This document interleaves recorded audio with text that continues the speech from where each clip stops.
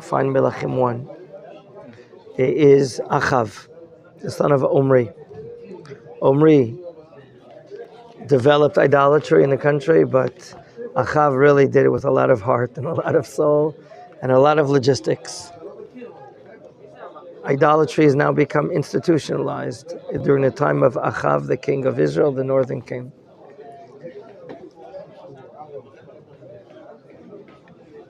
All of a sudden appears on the scene for the first time in our Tanakh, in the middle of nowhere, Eliyahu the prophet. We learned that he's Eliyahu Tishbi, Eliyahu Giladi, the Giladi mountains on the other side of the Jordan River. That's where he's from. And he's in a very unusual meeting.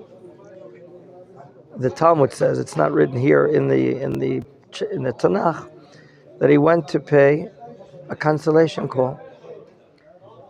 A person from Beit El called Chiel built or started building the town of Jericho. As we remember when we studied in Sefer Yoshua, the leader of Israel, the chief of staff, pseudo-king and prophet, all in one, Yoshua, he made an oath that the capturing of Jericho is to remain holy. No one is to benefit from it. No one is to build it. It's like the first of the conquering of the land of Israel. What usually is first in Judaism has holiness, has uniqueness, has specialty. So too here, the first of the capturing of the land of Israel is holy. And he made an oath. More than 450, 500 years later, we're in this period of Achav Melech Yisrael. And someone, not just anyone, he happens to be the son of Yehoshaphat. We didn't mention that. A very righteous king. We're going to learn about him in the upcoming chapters. The son of Yehoshaphat, Chiel from Beit El. What does he do? He starts building Jericho. As Joshua said, terrible things, calamities will happen to him and his family. When he puts in foundations, his firstborn will die. And when he puts in the doors and so on and so forth, the youngest child will die, and it exactly happens.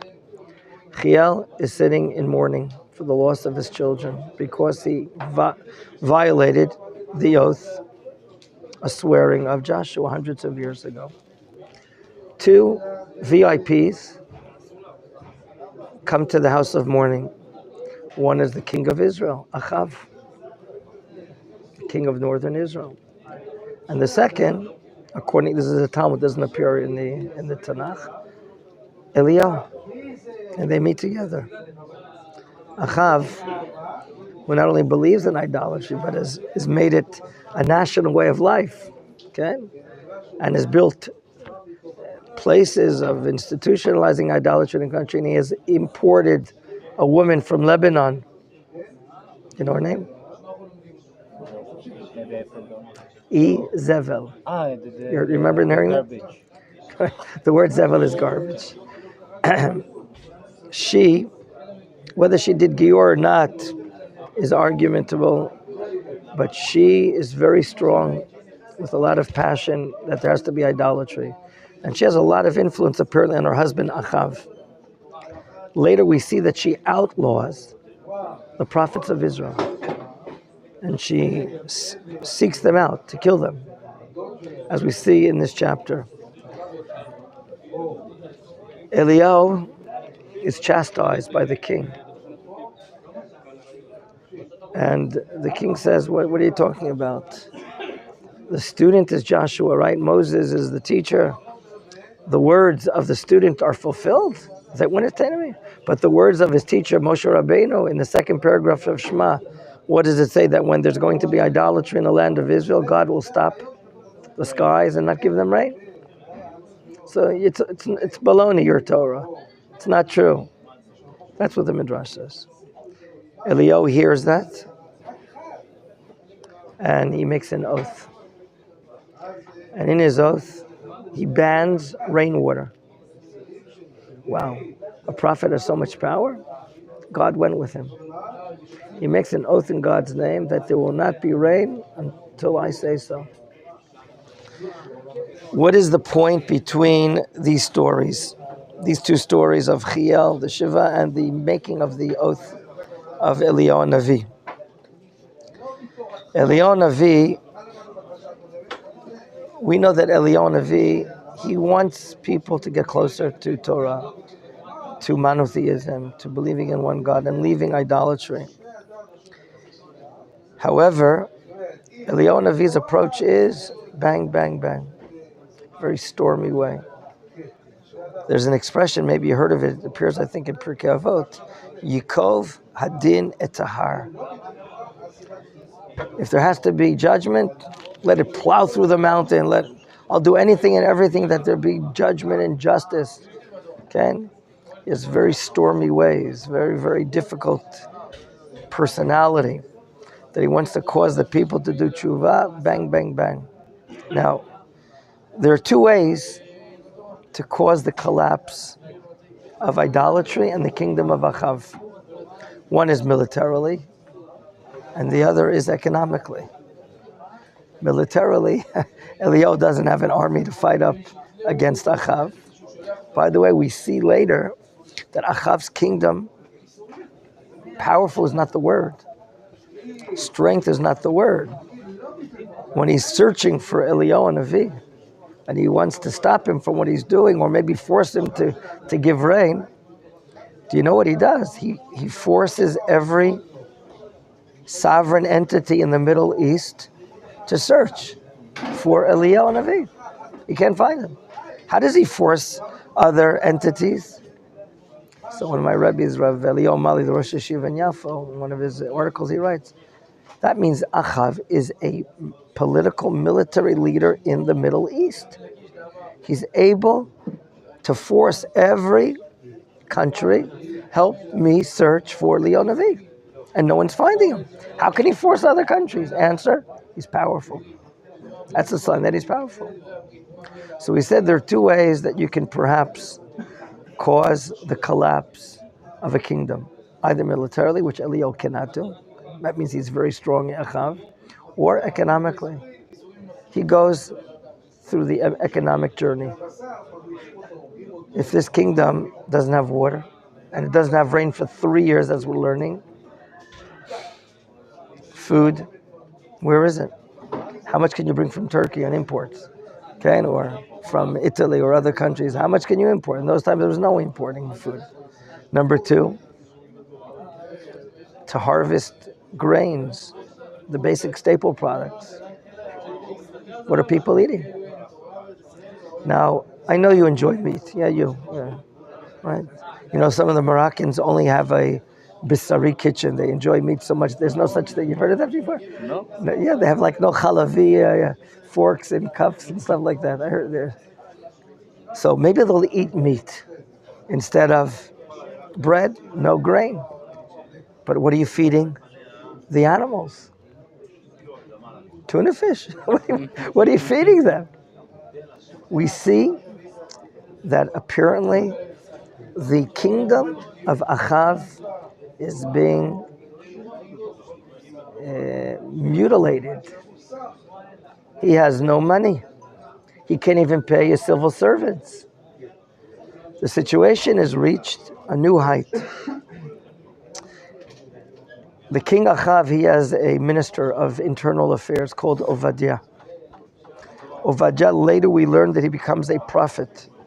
Heard of it, Ovadiah the prophet? We have a book in the small books of prophets, Trei Asar, called Ovadiah. And he secretly is keeping up, maintaining the prophets. He's feeding. 100 prophets. Very good. You prepared this in advance, right? No. Okay, it's good. When did you study this? How many years ago? Many years ago. Very good. He is feeding 100 prophets secretly. He's saving their lives. Why are they hiding? Because Izebel has put an all-points bulletin to the police to grab them and kill them. To that extent, she is like the boss over her husband, Achav. And she is outlawing the prophets, and they have no choice but to escape and hide. And Ovadiah, clandestinely, secretly, he is feeding them. And this is showing us Wow, what a difficult situation is here. And you understand what Eliyahu, the prophet, is trying to fight up against. We reach a new point now in chapter 18, where we learn about that the king Achav tells his minister, called Ovadiah, you and I, let's divide the country. And you search that way for water, for bread, and for flour, hay and water. Is that the wording? Chatzir. Chatzir is like hay in verse 5. Can you see it? Vayomer Achav el Ovadiah. Achav says to Ovadiah in verse 5, Lech ba'aretz, go traveling. El kol ma'yanei hamayim, go to all the springs of water. Vel kol hanachalim, and all the channels. Ulai nimtza chatzir. Maybe we'll find some hay, meaning animal feed. Unichayes sus vafered. We want to feed our animals. Why sus and pered? The cavalry of the army. We were told that we're told somewhere else, was it 3,200 or 8,200? What did I see? Yeah. There are some historical findings, not in the Tanakh, that the army of Achav, as far as not necessarily cavalry, but the tanks of those times, what were the tanks of those times? Horses. Not just horses, chariots, right? The chariots. The tanks, the strong part of anyone's army historically was a chariot. You have a rider and you have a horse. According to some external certificates that were found archaeologically in the Shomron, not in the Tanakh, the number of chariots that Achav had in his army, 8,200. For those days, it's gigantic number. And they were called Rechev Barzel. They were iron chariots, very strong, not wood. What is it showing us? That he's very strong, gigantic army. And now he has no food to feed the horses and the donkeys. No food, no army. But who's going to search for it? He and Ovadiah. Excuse me, isn't he a rich king? Answer, he was. Doesn't he have a lot of servants? Answer, he had. Where are they now? I assume they went home. Why? They're looking in their bank account. Interesting, the last few years I haven't had a salary. So they say, I'm going home. I'm not going to work for you anymore, Achav. Sounds logical, right? Because we're asking ourselves, why is the Tanakh telling us here in verse 5 that he, the king, he's a VIP. He's going to start searching for food for the horses and the pered, and Ovadiah as well. Answer, he has no more civil servants. In other words, what has collapsed? Economy. The entire economy. The economy of the northern king, the kingdom Achav Melech Israel. And that maybe explains why at the beginning of the chapter we learn, Shalom, the beginning of the chapter we learn what?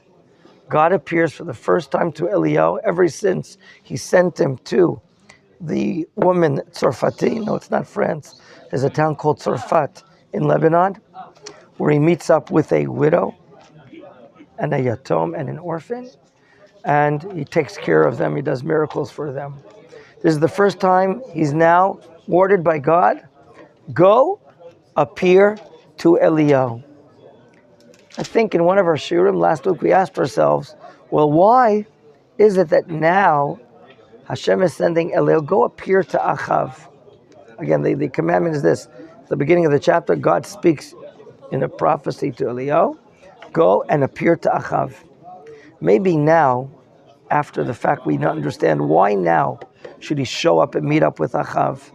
Because maybe his objective has been performed. What is his objective?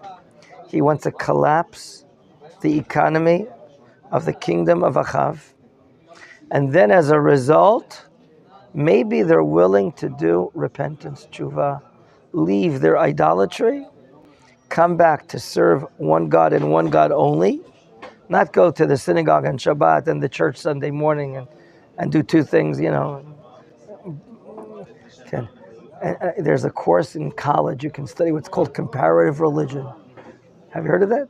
You can study comparative religion. You can learn from an academic standpoint what is this religion, what is that religion. Okay, but it's all external knowledge. Until now, we're going to learn when Achav is met by the prophet Eliyahu, he's going to ask him, Ad kama atem poschim al shtei hasiipim? How can you be skipping and be doing both things? Maybe Achav eats kosher food on Shabbat, I don't know. And then he does the idolatry on Sunday or Monday morning.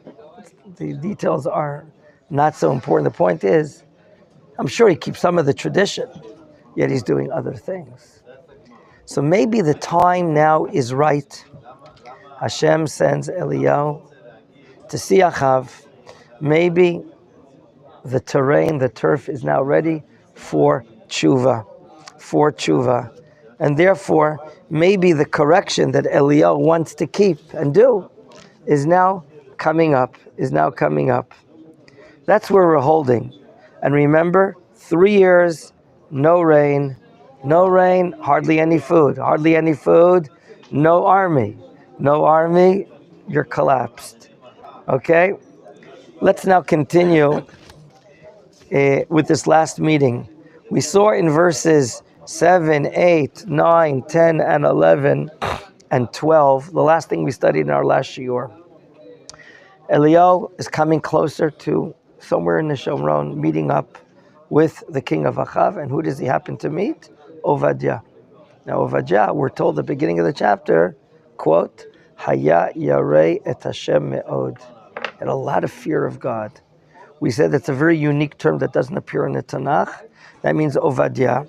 He's really a super duper Jew. He's like an all-star Jew. He's so fearful of God. On the one hand, his boss is an idolater, yet he's the real super duper king. Sometimes I was walking in New York and I was playing basketball with my Gentile friends. They would call me, "Hey, Rabbi," and I've never learned Torah, but they still with a kippah. They call me Rabbi. What kind of Rabbi? Ovadia is like the kosher, super kosher Jew in the administration of Achav. And now he meets Eliyahu. Now Ovadia is not yet, to our knowledge, a prophet. Later we see there's a book of Ovadia. Remember he only has one theme. Do you remember the theme of his prophecy regarding Edom, right? The Edomite Empire. That's correct, the Edomite Empire. Very good. You have a good memory. Very good. And Eliyahu says, Ovadia, go call the king. I want to speak with him. What? I'm going to go call the king? By the time I go call the king and come back to you, you're going to be gone. Ovadia knows that Eliyahu has been like the untouchable. No one can grasp him. He's been 3 years. There's a wanted sign every town in the Shomron. Maybe they put a picture of him, maybe that picture, I don't know. And they want to get him, but they can't get him. What does Ovadia understand? That it's as if Eliyahu has wings. It's as if, he's jumped from place one to place two. He says, if I go tell the king that you're found and we come back and you're not there, he's going to hold me liable. He's going to hold me responsible. He's afraid to do it. That's where we got up to in our shiur. And he tells him what? That everyone in the Middle East has been looking for you. We saw that in verse 10. He makes even an oath before Eliyahu in God's name that every kingdom, every nation, that my master, the king Achav, has sent out every kingdom to search for you, Eliyahu, and we never can find you. Okay? And now you're telling me to go tell the king Eliyahu's around? He's afraid he's going to die. He's going to be killed by Achav. Gentlemen, we're up to verse 13. Pasuk Yud Gimel. Halohu gadla duni et asher asiti barog izevel et nivei Hashem. Do you know what I'm doing? Halahu gadlo dunya, has it been told to you, my master, what I'm doing? Paro gizevel, apparently she has already killed until now the prophets of God. Vachpi, you know what I've been hiding? Meinivi Hashem, me'a ish. 100 men, 100 prophets. Chamishim ish ba'mera. Apparently maybe one cave with 50 prophets I've been hiding. And another 50, perhaps in another cave. I think it was you said it, the idea of dividing them into two, that if God forbid the forces come to kill them, others will find refuge. We saw that already in the Torah with who? Who do we see that strategy that was used by who? Do you remember? Yaakov Avinu. Who was approaching Yaakov Avinu? Esav. And he has how many sons? He has 11 sons there and one daughter. And he's afraid of an encounter with Esav that Esav might kill. So he says, I'm going to divide my camp into two. That if everyone is, if one camp is wiped out, at least there'll be another camp they can what? Flee. So he's divided them into two. V'chal kalem, I've been sustaining them. Lechem v'mayim. Verse 14. Ve'ata, ata omer lech emor ladonecha in Eliyahu. V'aragani. Ovadya is afraid. He's afraid that the king, Achav, will kill him when he goes to tell him, you know, half an hour ago I saw Eliyahu on the boulevard, Shomron Boulevard, Jordan Valley Street, whatever. He says, he's going to kill me. This is the fear of Eliyahu. Why? Because of Ovadya. Apparently he knows that in the past, no one can find him. Apparently he has these abilities to get lost, to scram, to leave the place in every place. Pasuk Tedva, verse 15. Vayomer Eliyahu, Chai Adonai Tzevaot, Asher Amadeti Lefanav, Ki Hayom Era'eh Elav. Wow. Do you remember the term, the formula Chai Hashem? We said Chai Hashem is the formula for taking an oath in God's name. Are we allowed to take an oath in God's name, Yosef? Okay. Under what condition? If you're a tzaddik and you're going to fulfill your oath. Otherwise, we learned in the 10 utterances, don't bear God, Lord, His name in vain. I mean, if I take an oath, I swear in God's name, I have to keep it. If I don't keep it, it's a violation of a very severe violation. Okay? What does you show? What do you think and understand when you read this verse about Eliyahu's reply to Ovadya? Okay? Hayom Era'eh Elav. Do you remember the beginning of the chapter? Who told Eliyahu the prophet to meet up with Achav? Hashem. In other words, in spite of the fear of Ovadya, and in spite of these lengthy words in the back and forth, and he's trying to justify himself and prove, I can't go ahead and do it because I'm going to be killed when you come back and you're not around. Okay? Eliyahu says, don't worry. No sweat. Why no sweat? I'm swearing in God's name that today I'm meeting with Eliyahu. Wow. Why? Where does his confidence come from to make a swearing in God's name? Answer: Hashem told him you're going to go meet Achav today. You can't now be like the prophet Yonah. You know the prophet Yonah? When he was asked to go to Nineveh, the city of Nineveh, and tell these Gentiles to do tshuva, what did he do? Get on a ship. He got on. That's the time for boating. Why did he go on a ship off the Yaffo coast? He wanted to evade doing this prophecy. Do you remember he had a great fear that if his prophecy works and these Gentiles do tshuva, it's going to make the Jewish people look really, really bad. We're going to get really looking bad. So he avoids it, and he goes on not on a yacht, but he goes on his boat and goes on a voyage. Eliyahu doesn't avoid it. Eliyahu is a man of din. It's his personality, a man of judgment. He believes today, God wants me to see Achav. Therefore, no way possible that the wind of God will blow me away to another place. And that's what he uses the wording. Okay?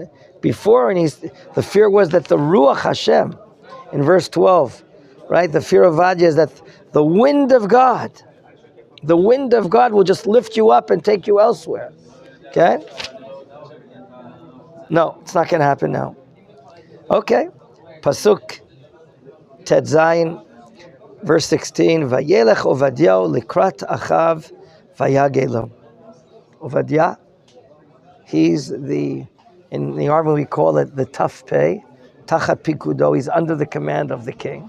He goes to the king and tells him, do you know who I saw today? I saw the man you've been looking for the last 3 years. And now, Vayelech Achav Likrat Eliyahu.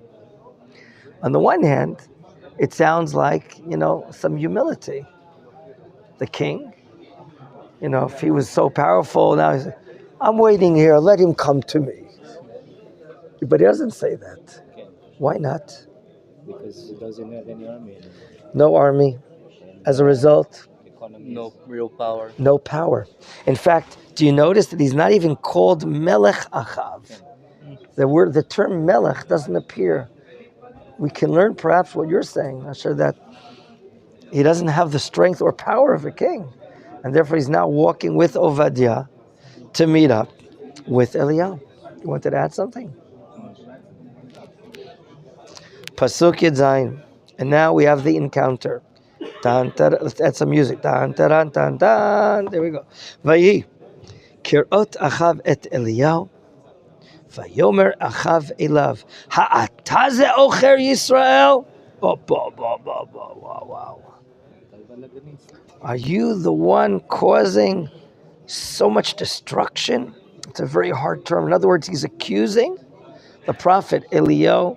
You're destroying. No economy, no civil servants, no army, no power, no horses, no cavalry, no chariots. You're the one that 3 years ago you swore to God that there's not going to be rain, and God went with you. You're the cause of all this. So it's interesting. In the world of propaganda, in the international, very filthy world that we have, usually you think you know who is the one that should be accused. And Eliyahu has accused Achav for all the idolatry. And now Eliyahu is being accused by the prophet. By the king, I'm sorry. Okay? He's being accused by the king that he is the source of all this destruction. Okay? How will it be now? How will Eliyahu react? Okay?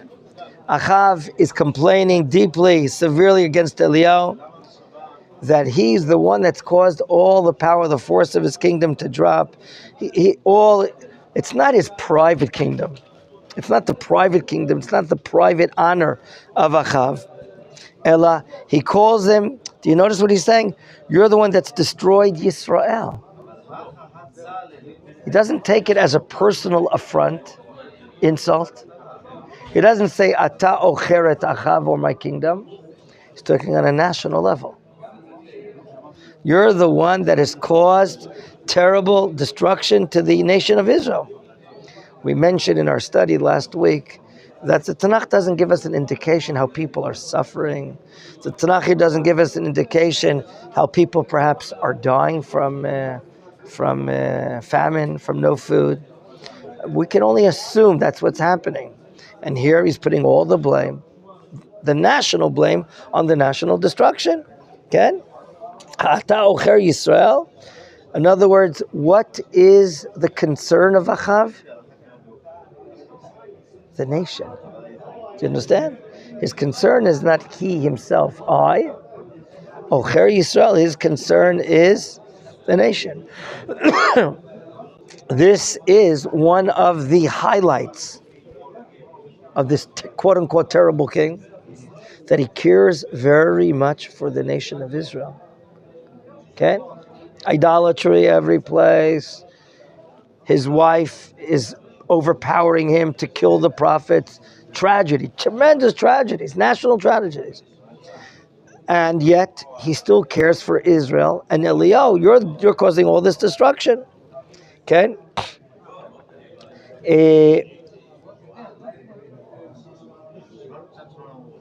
Do you remember others? Do Do you remember the tragedy that happened to Yaakov Avinu? This is before even a nation. Two sons of Yaakov Avinu, what did they do? They struggle. They went ahead and killed the men in the city of Shechem. Do you notice the wording of Yaakov Avinu? Achartem oti v'nishmadeti ani uveiti. There Yaakov is much more concerned that, God forbid, I might be killed because of this. Ken? That's on the one hand. But he says, ani uveiti. You have endangered my house. I'm sorry, I think that's a better understanding. So Yaakov is worried and concerned for the entire family, not just himself. So too, do you remember the name of the person that took from the booty the spoil of the city of Yericho? Did you study Sefer Yoshua? What is his name? He violated a violation of Joshua. He took a washing machine, he took an MP4 or whatever, he took from the city of... no, the name of the person that took the booty with an ayin and then a chaf. And then a nun? I'm not going to tell you. Those are the only three letters. What is his name? Achan. Achan. Do you remember that name? Achan is the one that took from the booty of the city after the destruction of the city of Jericho. And what does Joshua say? He uses the same word, ma'achartanu. You've caused us to disgrace, the Jewish nation, the nation of Israel. So we see in two previous cases in the Tanakh, the same term, ocher, achartanu.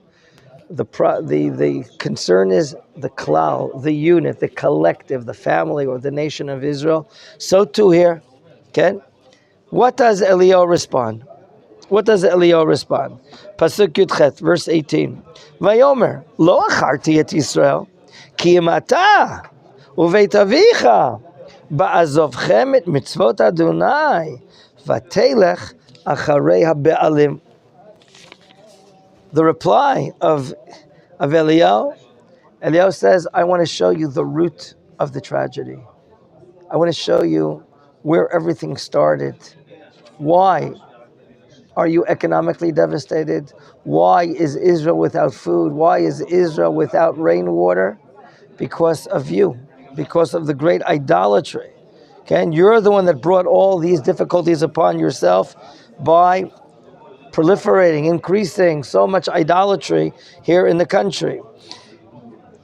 It's one thing if a person leaves the Torah and a person leaves the mitzvot. That's a private level. But if the king of Israel, someone who's a national figure, people look up unto him, he's a model, he's a role model, people learn from him, okay?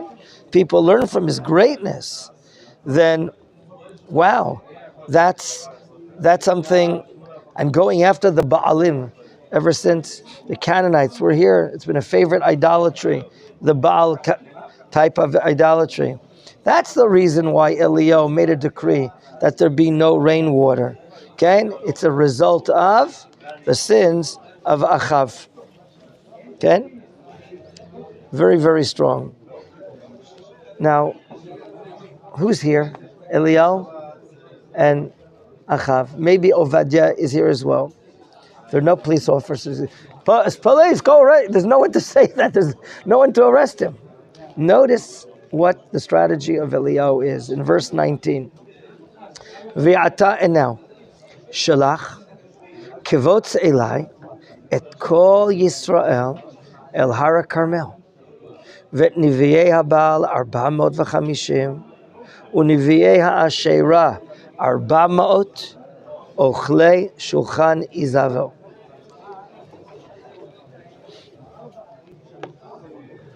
What do you notice about the term that he uses, shalach and kavotz? Which tense is it in? Shalach and kavotz. Tzivui, it's the imperative. Who's talking to? Eliyahu is giving a command to Achav. Wow. We don't usually see this, that the prophet tells the king what to do. Okay? But Aleph, Eliyahu feels that he's representing the God of Israel here. And number two, the Ophi, his inner feature, his inner character trait, he's very strong. He's a man of just judgment. Remember, he's a man of din. And he hands over and orders shalach and kavotz, meaning send someone, and kavotz, kibbutz, likabetz, gather together. What? Apparently all the false prophets that exist. And they're divided into two. It's interesting how Eliyahu, maybe from God, has a number. This is a very unusual thing, such a finite, detailed report. Go ahead and collect for me 450 prophets of this idolatry called the Baal, and another 400 Asherah. Asherah is a type of tree that was planted for a type of idolatry that the Canaanites used to do. They still do it in Philippines And really? until now. They plant certain trees and they bow down to them or They something? call it Asherah. Really? Yeah. I didn't believe it. Wow. Did you know that? It's terrible there because they sacrifice like humans, like babies. They do it still nowadays. They will not be caught by the police because they have their own police, they have their own city, they have their own school. Which city is this? It's in Siquijor. It's in the northern Philippines. Wow. But every time they've been accused like this, they all said it's not true. It's not true. But there's a lot of story came to that. Wow. You feel that they've been carrying the tradition for thousands of years until this? Wow. Terrible. Terrible. Worship that tree. They believe that once you sacrifice something in there, you will have like long life and good wealth. And most of these people are very rich. Really? Yeah, because they always wear white. They have long hair, and the women's also have long hair, but they don't mix with the people. They live in the mountains. Weird.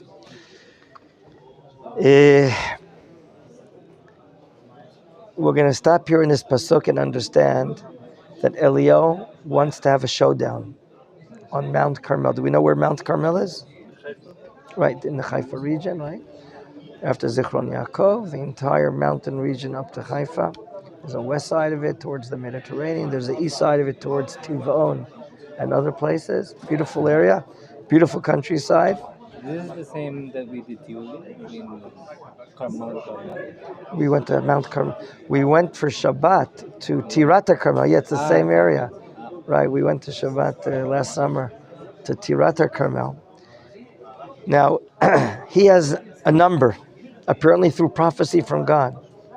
He doesn't have internet. He doesn't have these drones all over the country taking pictures of where. He has apparently prophecy from God. He wants to collect everyone together on the Carmel Mountain, the showdown. And we'll read about exactly what he wants to do, what type of sacrificing. And we'll ask a very major question. How can you do sacrificing if in Yerushalayim exists the Beit HaMikdash, the Holy Temple? Isn't it outlawed by the Torah that when we have a Beit HaMikdash to do sacrificing outside? So for this and more in tomorrow's shiur.